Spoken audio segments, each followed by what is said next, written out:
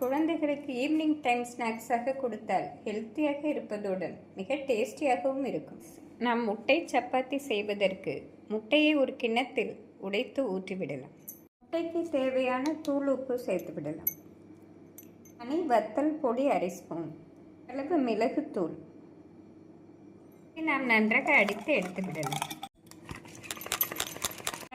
முட்டையை இந்த அளவு நன்றாக அடித்த பின் இதனுடன் நறுக்கிய வெங்காயம், பச்சை மிளகாய், கருவேப்பிலை சேர்த்துவிடலாம்.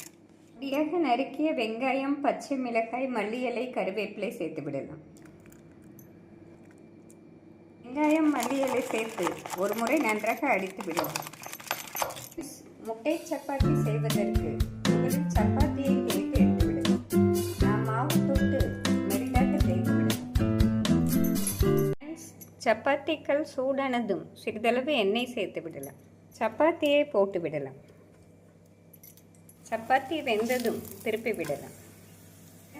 நாம் திருப்பி போட்ட பின் அடித்து வைத்துள்ள முட்டையை மெதுவாக ஊற்றிவிடலாம். நாம் பாதி வெந்து முட்டை சேர்த்தால் தான் நன்றாக வெந்து வரும். நாம் திருப்பி போட்டு மீடியம் ஃப்ளேமில் வேக வைக்க வேண்டும். ஃப்ரெண்ட்ஸ், முட்டை ஊற்றிய பின் நன்றாக முட்டை வெந்து வரவும் நாம் திருப்பி விடலாம்.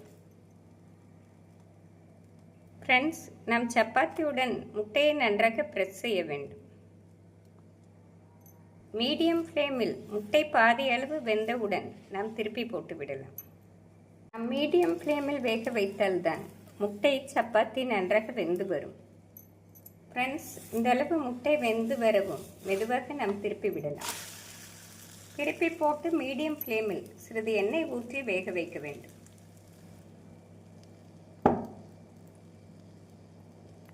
ஃப்ரெண்ட்ஸ், ஒரு 2 நிமிடத்திலே முட்டை சப்பாத்தி நன்றாக வெந்து வந்துவிடும். ஃப்ரெண்ட்ஸ், இந்த அளவு நன்றாக வெந்து வந்ததும் நாம் எடுத்து விடலாம்.